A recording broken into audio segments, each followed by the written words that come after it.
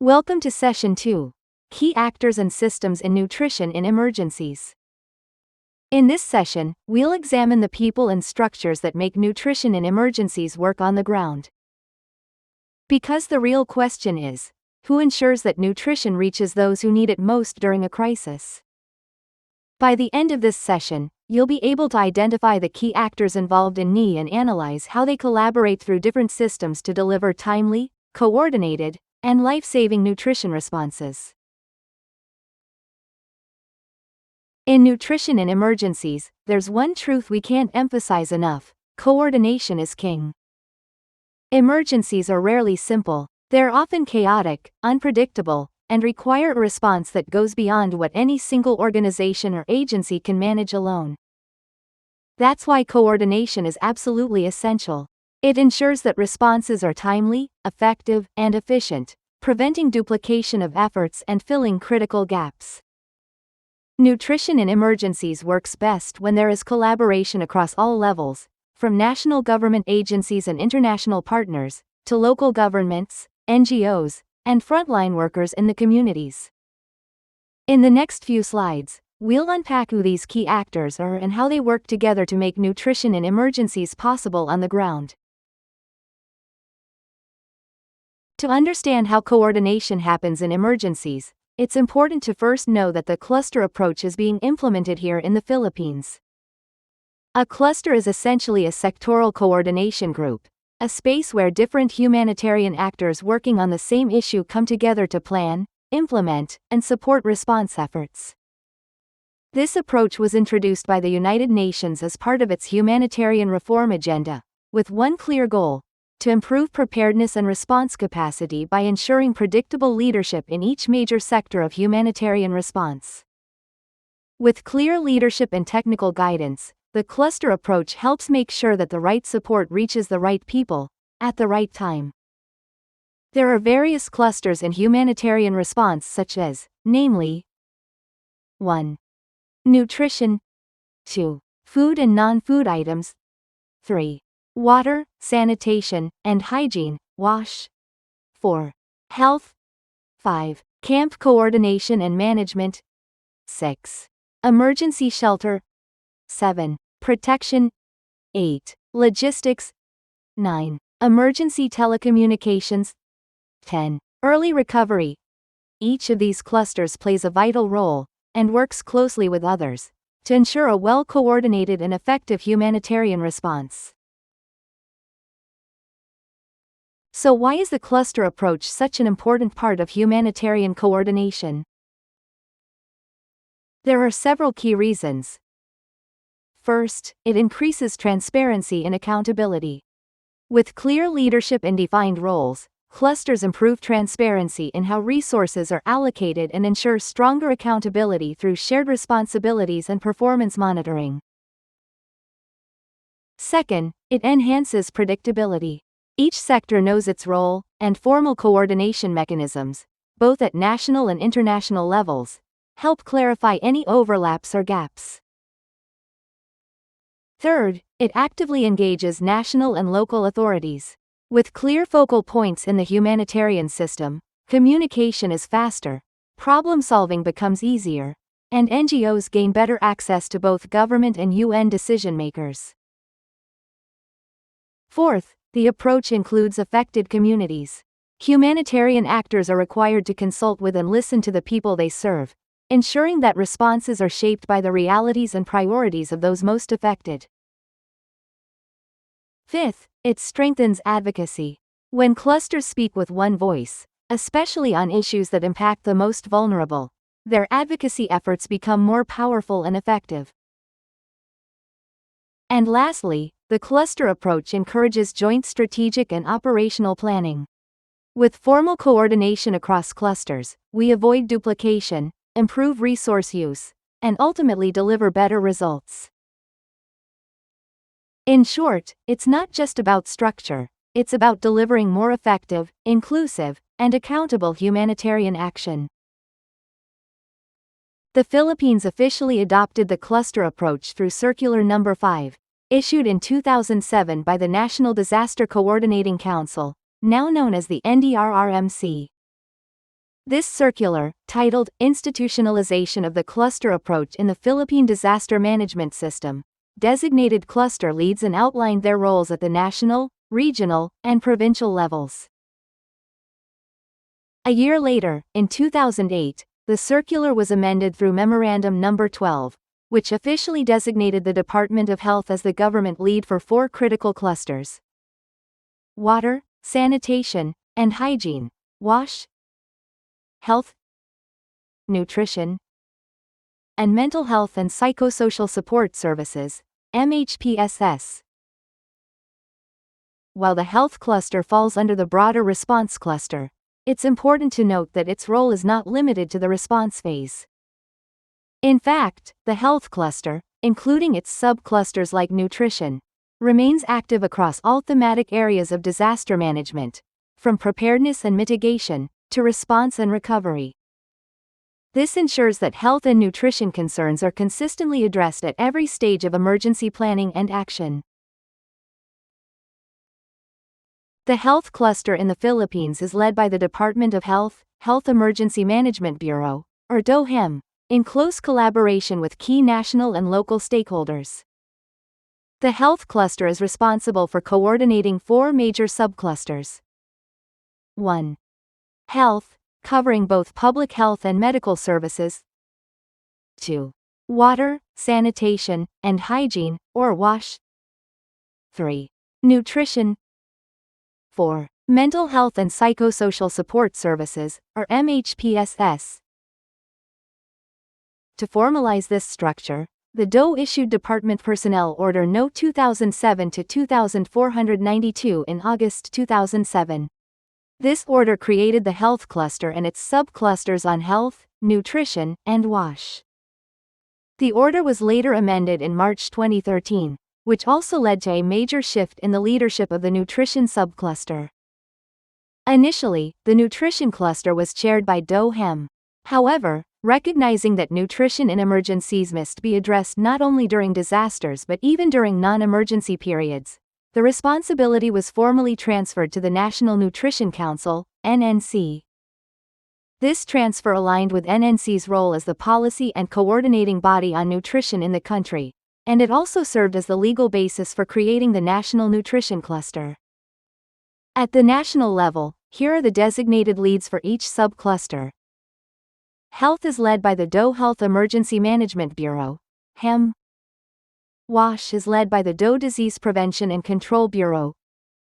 MHPSS is led by the DOH Disease Prevention and Control Bureau, previously National Center for Mental Health. Nutrition is led by the National Nutrition Council. This structure ensures that the health and nutrition needs of affected populations are met through coordinated, multi-sectoral efforts, especially during emergencies. The nutrition cluster is a coordinated group made up of government agencies, non-government organizations, and international humanitarian partners. Its primary role is to lead and manage nutrition-related efforts during emergencies and disasters, as part of the broader health cluster system. The goal of the nutrition cluster is to ensure a strategic, well-coordinated, and effective nutrition response across all areas of intervention. It brings together different actors to work in support of the government's coordination and emergency response mechanisms. Each organization within the cluster has a clear role, and together, they ensure that no critical nutrition need is left unaddressed. Importantly, the nutrition cluster should be established at all levels, from national to regional, provincial, municipal, and even barangay levels, to support localized action. The nutrition cluster plays a critical leadership and coordination role in ensuring that nutrition remains a priority before, during, and after emergencies. At the sub-national level, the structure of the National Nutrition Cluster is mirrored at the local level. This means that local nutrition clusters, or LNCs, are organized using the same membership model as the national cluster. Members of the LNC typically include representatives from local offices such as health, social welfare, agriculture, and other key sectors, along with non-government organizations, NGOs, operating in the area. In many cases, the existing local nutrition committee also functions as the local nutrition cluster. However, it must also include the local disaster risk reduction and management, LDRRM, or health emergency management staff, HEMS, focal persons to support emergency coordination. This arrangement is guided by NNC Governing Board Resolution No. 1, Series of 2009, which formally adopted the National Policy on Nutrition Management in Emergencies and Disasters. The resolution states that local nutrition committees shall serve as the LNCs at their respective levels.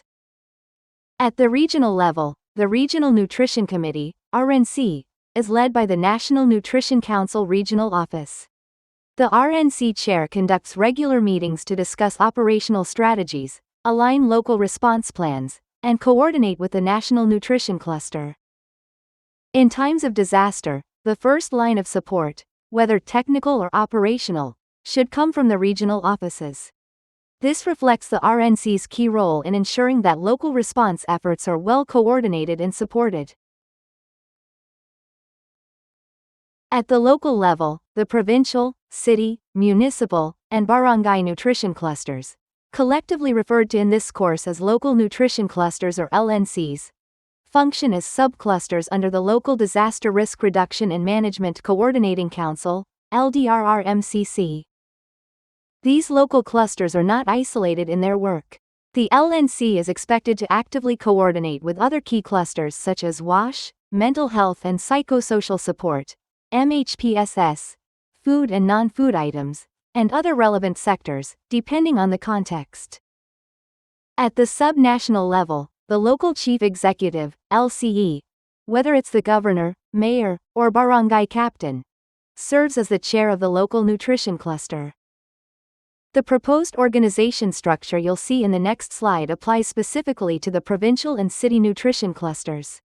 However, LGUs are encouraged to adapt and expand this structure by including more local offices and partner NGOs, based on the needs of their area and the guidance of the cluster chair. This flexible approach allows the LNC to respond effectively to emergencies while remaining rooted in local leadership and systems. The chart you're seeing now represents the proposed organization of the Municipal Nutrition Cluster. Just like at the provincial level, this structure is flexible and adaptable. The municipality may include additional local offices, NGOs, or partners as needed, based on the situation on the ground and at the discretion of the cluster chair. The goal is to ensure that the cluster remains inclusive, responsive, and well coordinated during emergencies. Finally, let's take a look at the proposed organizational structure of the Barangay Nutrition Cluster. Just like in the provincial and municipal levels, this setup is meant to serve as a guide and can be adapted based on the context and needs of the barangay. The barangay cluster chair, often the punang barangay, may choose to add more offices or representatives from local groups, such as health workers, women's groups, or community organizations, to strengthen the cluster's capacity. In some barangays, there may be no Barangay Nutrition Action Officer, BNAO, available. In such cases, any active member of the Barangay Nutrition Committee may be designated to serve as the cluster coordinator. What's most important is that someone takes the lead in coordinating nutrition efforts at the barangay level, especially during emergencies when quick, organized action can make a life-saving difference. This proposed structure ensures that nutrition remains a priority at the grassroots level, with clear roles and coordination in place to support families and vulnerable groups in times of crisis. Now, let's take a look at some of the key functions of the nutrition cluster, as outlined in Department Personnel Order 2007-2492A of the Department of Health. 1. Conduct Nutrition Initial Needs Assessment, NINA, to determine the nutritional status and immediate needs in affected areas. 2. Deliver timely and appropriate nutrition interventions, including the promotion and protection of infant and young child feeding, IYCF, micronutrient supplementation, dietary support, and the management of acute malnutrition. 3. Ensure that food distributed during emergencies is nutritionally adequate, especially for vulnerable groups such as infants, young children, pregnant and lactating women, and the elderly. 4. Organize and implement capacity building activities, including trainings and workshops related to emergency nutrition. 5. Provide nutrition counseling that is responsive and inclusive, based on what affected populations need to know, and delivered in ways that are accessible and culturally appropriate. 6. Strengthen coordination, planning, advocacy, monitoring, evaluation, and reporting systems within the nutrition response. This includes building strong networks and promoting effective social mobilization. After reviewing the proposed structures, you may have noticed that primary care workers can play a dual role in the local nutrition cluster. They may be included as members of the cluster itself, or they may serve as frontline service providers, delivering essential nutrition interventions in their communities, especially during emergencies. Their presence strengthens the link between planning and service delivery, making the cluster more responsive to real needs on the ground. As we close this session, I'd like to leave you with 3 key takeaways. First, effective nutrition response is possible because of coordinated and complementary roles, from the national level down to the barangay. Second, the cluster approach strengthens accountability and improves efficiency, ensuring that no effort is wasted and that support reaches those who need it most. And third, knowing who does what is essential. It helps us prepare better and respond faster when emergencies strike. Keep these in mind as we move on to our next session. Now it's time to put your learning into practice with a quick activity called the 1-minute paper. Grab a piece of paper or open a blank document on your device. In just 1 minute, reflect and write down your current role or position within your LGU, organization, or cluster. Then, briefly describe how you are, or how you could be, involved in nutrition in emergencies. Once you're done, don't forget to share your response in the discussion forum. This way, your classmates can learn from your insights and you can engage with theirs too. Ready? Your 1 minute starts now.